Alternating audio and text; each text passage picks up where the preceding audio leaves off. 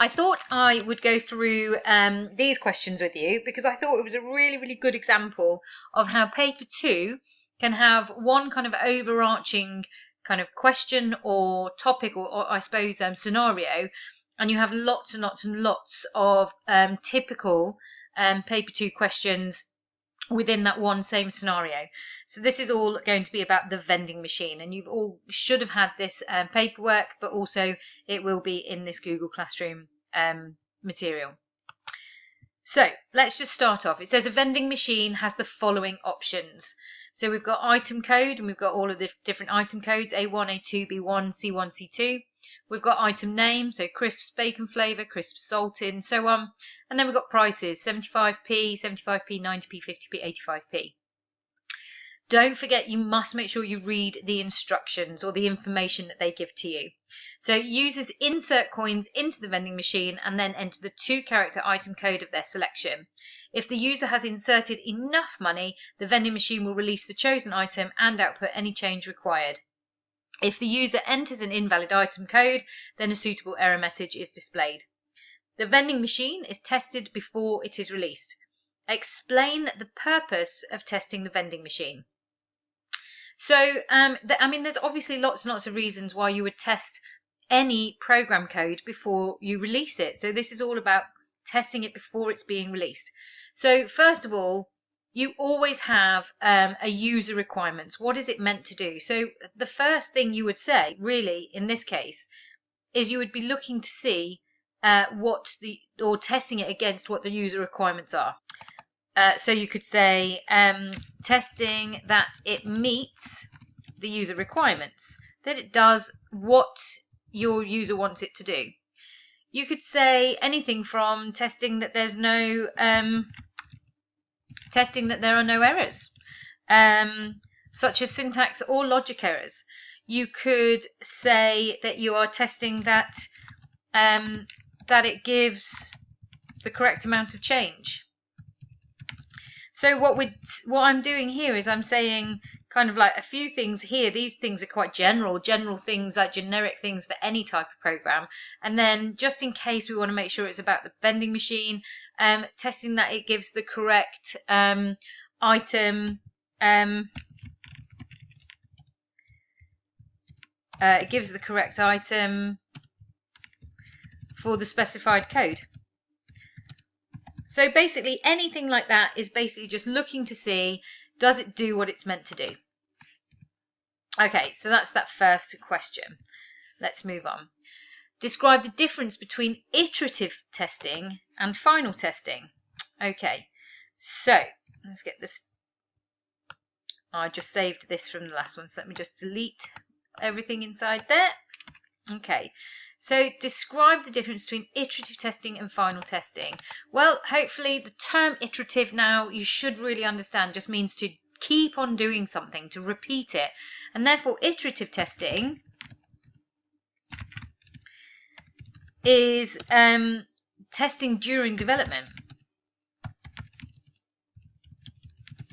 and may be repeated. The same test may be repeated over and over and over again as you make changes. Okay, where we can say final testing, and I think the hint is in the name, final testing is completed or done when the program is completed to test that it does what it needs to do. So for instance, that it is successful. For every program you would always have what we call success criteria, and the success criteria tell you it needs to do this, it needs to do this, it needs to do this, and therefore you would test your success criteria to test that it is in fact successful. Okay, so the next question is a test plan or a test table, and I do believe that you're going to get a similar question to this in paper 2. I believe that testing is a lot more prevalent in the J277 paper 2. So it's really important to look at all of the information you've been given in the table.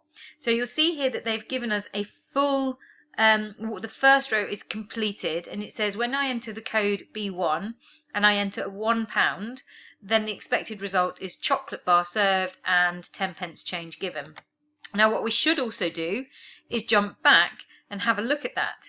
So you'll see B1 is a chocolate bar and it says it is 90p, so we should have made that connection with if it put your pound in, you should be getting 10p change. So it's always so important to really have a look at the data that you've been given, in both the initial information but also in this additional information that you've been given for this specific question. So the next box here, the code enter is not filled in, but it says the money inserted is 85p and it says raisins served, no change given. Well, what we should look for in here is the raisins. They are 85p and you can see that the item code is C2. So our first and our next one here is C2. Basically, we are when we press C2 and put in 85p, this is what our expected result is. So the next one, what is C1? Now we've got here is we've got the empty blank being the money inserted, and the expected result is error, not enough money inserted. So we need to go and see how much C1 is. C1 is 50p. So basically what you're saying, what you need to do is you just need to put in anything that is less than 50p. Copy what they have written or how they've written it above. If they'd have only put it in as a regular float or real number, then that's what you do, but they have put the pound sign here, so that's absolutely fine. And I'm just going to put 45p, but you could put anything from 10p, 15p, 20p, and so on, as long as it was not enough money inserted for those for C1. And then C3, they are putting 75p in, so we need to go and figure out what the expected result is. So C1 is apple pieces.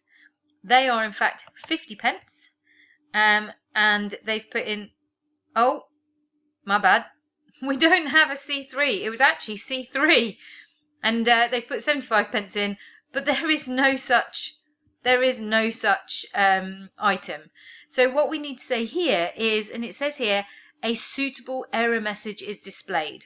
Okay, so we just need to have a look at what we've been given. So we say error because that's what the above one is, and item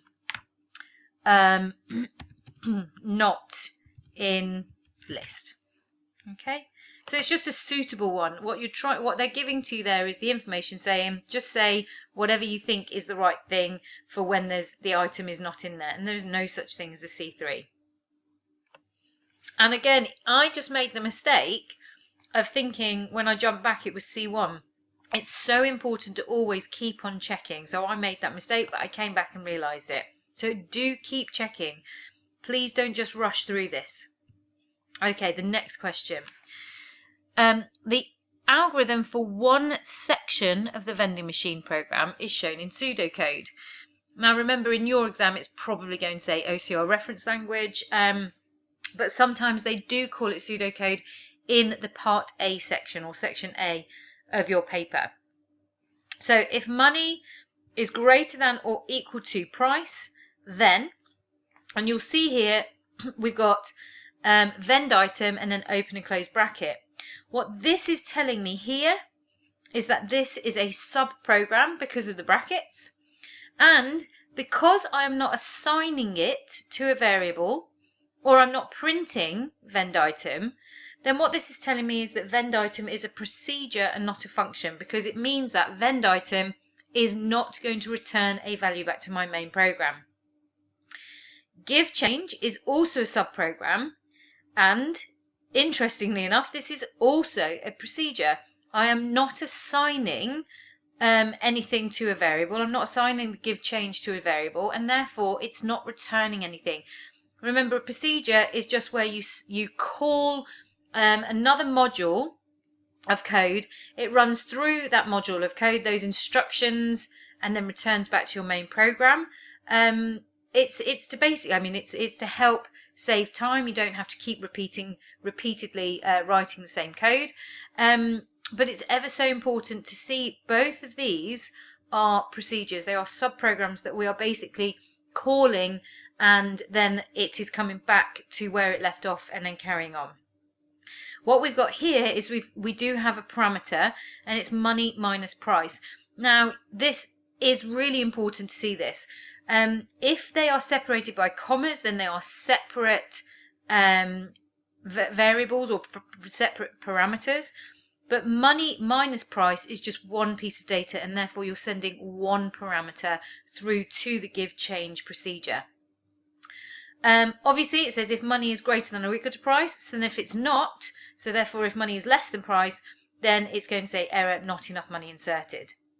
It says give the identifier of one variable used in the algorithm. Now this one is so important because they will be looking to see that you have, in fact, even though these are identifiers of subprograms, the variables are the data that can, the names of locations in memory that change as the program runs. And so money and price change. Therefore, they are our variables. Vend item and give change are names of subprograms. Next question is basically saying, sorry, I'm just going to delete that now. The next question is basically saying state how many parameters are passed into the give change subroutine or subprogram. And I've just talked about that. It is in fact just one parameter. Remember, the parameters will be separated by commas, and up here money minus price is just one piece of data. So you're sending one parameter through to the give change subroutine. So there's quite a bit there testing you on your knowledge and understanding really of the difference between variables, subroutines and the data inside them. Okay, so the next question is draw the vending machine algorithm in part B as a flowchart. Okay, so I've just put some of my flowchart symbols over here so that I can do this question. Now, don't overcomplicate this question. They are asking you just to copy exactly the algorithm that they have given you here. So it's really important that you only do this algorithm. Okay, you don't need to make anything up. What we do know is that all flowcharts need to have a start and a stop. So I'm just going to pop that up there now. Okay, so I've got starting the algorithm. Let me just make sure these are, I've made them a little bit small. Okay, there we go. So we're starting the algorithm, and I am going to put an arrow which is showing the flow. Okay, and we're going to then have a look. So do keep, if it's on a different page, keep on going back and checking. Okay, so the next thing it's doing is it's actually looking to see if money is greater than or equal to price. Now you'll see here there is no input money or input price, so we don't need to do it. That's not what it's asking us to do. It's asking us to do what is shown here. We're just rewriting this as a flowchart. So we know that an if statement can be used, or a decision symbol is used to show an if statement. And it's just super important that what you're doing in, or what you're asking in here, is the same. So is money greater than or equal to price?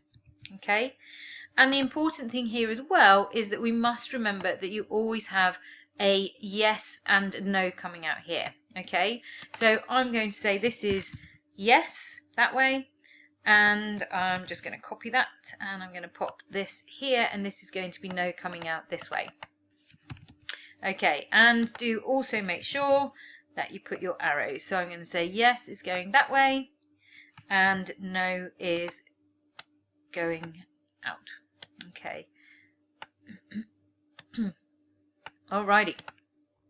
So yes and no. Is money greater than or equal to price? I'm going to double check that's what it says. Is money greater than or equal to price? I'm just looking at it. Now don't forget, sometimes they will be testing you on your operators, and therefore they might have physically written greater than or equal to, especially if it's in pseudocode. So it just so happens they have used actual, like the correct operators in the OCR language, but they might not, because they'd be testing you on that. It just so happens they're not testing you on that now, so they're not really that worried about that. Okay, so let's have a look at if it is yes. Now we know that here's the condition, and if this condition is true, it's going to do these two things here. We're going to call the vend item subprogram, and then we're going to call the give change subprogram, sending through the parameter. And we do exactly the same in our flowchart. Here's the subprogram symbol, okay? And the idea here is you're doing exactly what it tells you to do. I need to go and double check how Vend item is written. It's all lowercase. And you do need to write your brackets because you're showing it's a subprogram, okay?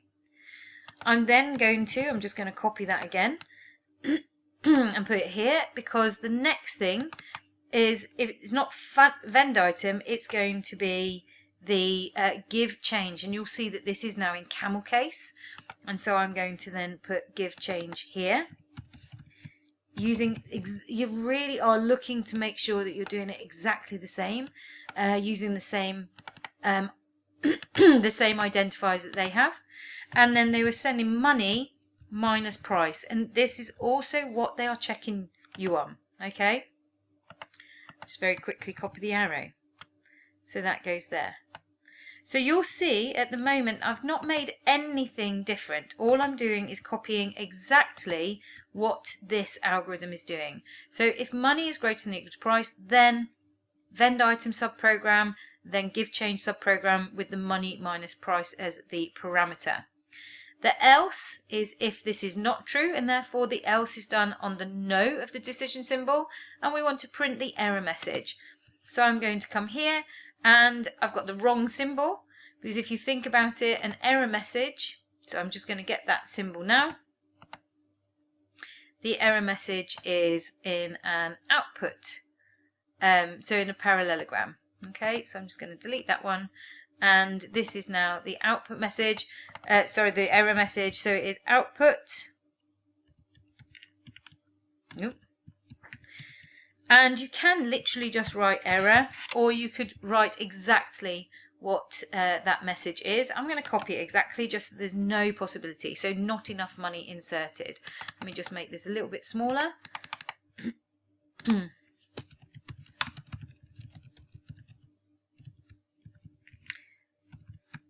Okay, so I'm not making this ambiguous at all. I am showing them that I know exactly what this code is, what this flowchart would look like.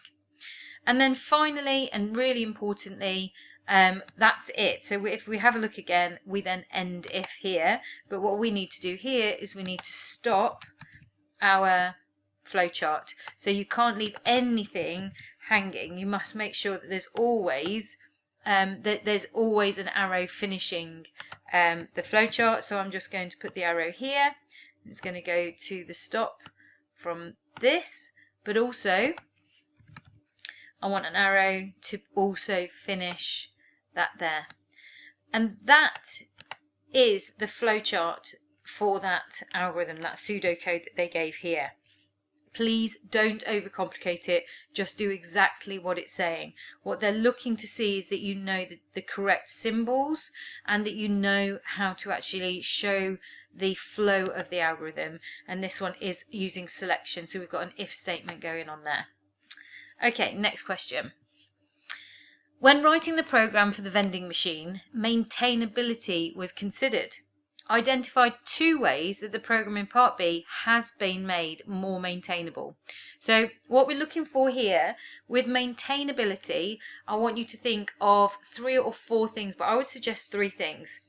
Maintainability, you comment through your code, you use meaningful identifiers, and you use indentation. Okay. The other thing is you could use so the idea is you use subprograms as well. That makes it more maintainable. And so actually there's actually a few things that this code has done. So let's just get text box. And so the 2 things that this code has done to be more maintainable, we've got meaningful identifiers, we're using subprograms, and we're using indentation. So I'm going to say meaningful identifiers, and I'm also going to say the use of subprograms. Okay, which does make the code itself more maintainable. What I could have also said though is the use of indentations. Okay. It then says give one additional way that the maintainability of the program can be improved. And you'll see the one thing they haven't done here is that they haven't commented through it. And so that's your answer here. So the commenting through the code. So and that's it. You don't need to say anything more than that. You're basically just saying this is what makes it more maintainable. Your maintainability is always going to be either meaningful identifiers, indentation, the use of subprograms or constants, and commenting through the code. You'll always be able to answer one of these questions with those. Okay, so the vending machine stores the quantity of items available in a database table called items. The current contents of items is shown here. So we've got item code, we've got item name, and we've got stock. You'll see we've got the same item code, we've got the same item name, but this time stock is slightly different. It says complete the following SQL statement to display the item code for all items that have fewer than 10 in stock. Okay, so again, there's a few things that they are testing you on here. So they want to make sure that you understand what you write in select. I'm just going to make that a little bit smaller. Now, if you were selecting absolutely all of the fields, then you can write star here. But this is not selecting all the fields. It's actually asking you to just display the item code. So what we need to do is we need to look at how it's written, because we have to remember this is program code. You must make sure you write it exactly the same. So then we've got the from. Oops, let me just quickly get that. Okay, now the from is basically saying what table are you bringing it from, and they have told you that the table is called items. Again, so important, this is written in capitals, so you must make sure you use the same. It is program code. We must make sure we get this right. Okay, and then sorry, I'm just deleting that. And then the final part is telling us that it needs to be items that have fewer than 10 in stock. Now there's a few things that it hasn't done here. They haven't put the where, which is the really important command. It's select from where, and I would usually put it in capitals to show that. And the other thing they're checking for is that you understand how to use the condition in the where command. So we are basically saying fewer than 10 items in stock. So we're looking in the stock, okay, where stock, and it is fewer than 10. So we say less than 10. If it had said fewer than or equal to 10, then obviously you put less than or equal to. The important thing here as well is that 10 is an integer. You can see that these are integers, and therefore you leave it without speech marks. This would give you the full 4 marks in a database question, and I do believe an SQL question will come up. Okay, the final question. Now, this is something we haven't really seen before. This is the only exam question I've ever seen that has a switch case statement. I'll very quickly explain it. Switch case is very, very similar to an if statement. It is, in fact, another way of showing selection. You'll see here that we've got a variable called new state. So we are entering a data into this variable called new state. Now, very importantly, a switch case only works on one variable. So we know that if statements, you can say, for instance, if age is greater than 15 and name equals John, then. So you could look at 2 different variables. A switch case, a switch statement, I suppose, only looks ever at one variable. So you'll only ever see it there. And what we've got here is it says switch and then the name of the variable. So switch new state. And if you just look at this, it basically is called a switch case because it says switch new state. We're looking at new state. And if the case of new state is on. Now let's just have a quick look at the information. It says the vending machine can be in one of 3 states, on, off, or suspended.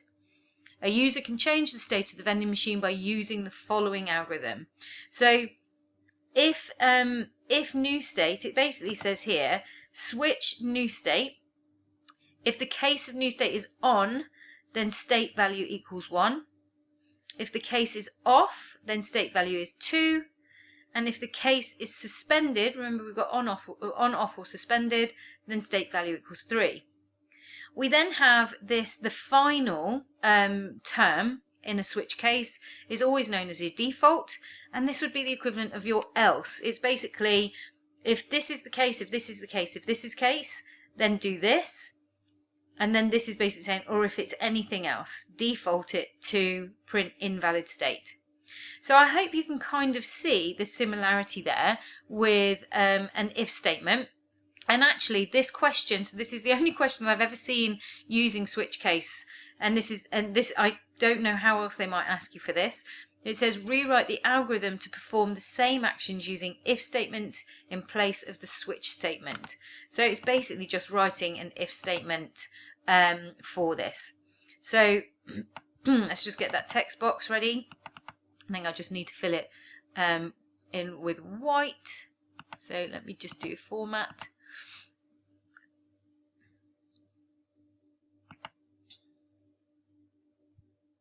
Okay, sorry, I was just filling this in white. So let's just do the if statement. So straight away you can see it's the same as what we've used to been seeing with the new state variable. We just ask the user to input. So enter the new state. Okay, so we're just doing exactly the same there.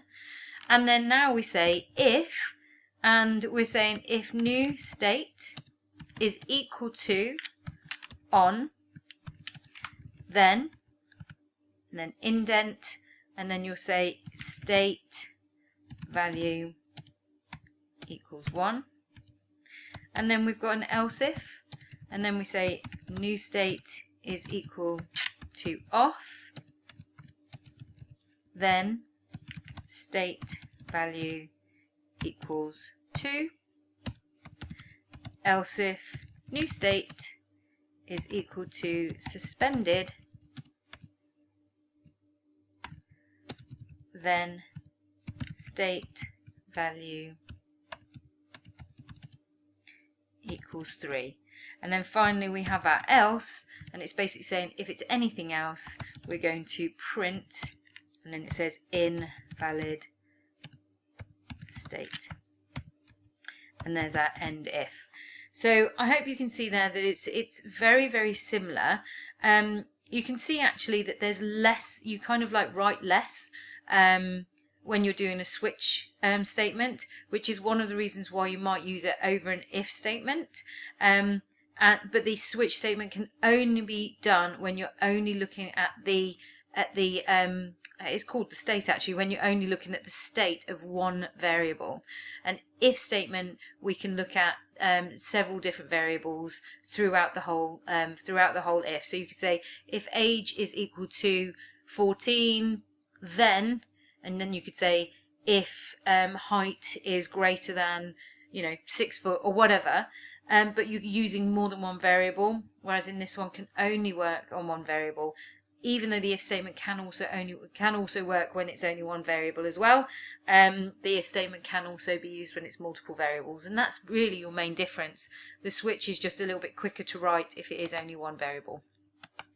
So I hope that all made sense. That's that video just to basically show where you have one kind of scenario. It's all about the vending machine, and we've gone all the way through to question F. We're staying within that same scenario, which is something that could happen. The reason I like this is because I really do think that you will be asked to look at testing. I really do think you'll have a testing table. I think you'll be looking at sub-programs. I do think that they're either going to ask you to do a flowchart and rewrite it as program code, or obviously OCR language, or what we've got here, the OCR language, and write it as flowchart. Or you could even get both. I'm sure you'll get read a flowchart, so get used to seeing these flowchart symbols and getting used to them. I do think that they'll have maintainability in there. That's also part of your robust programming, so your testing as well. You definitely will have an SQL question in there. And hopefully you'll get one which is worth a nice 4 marks, because I do think that they are probably a nice one to get the marks on.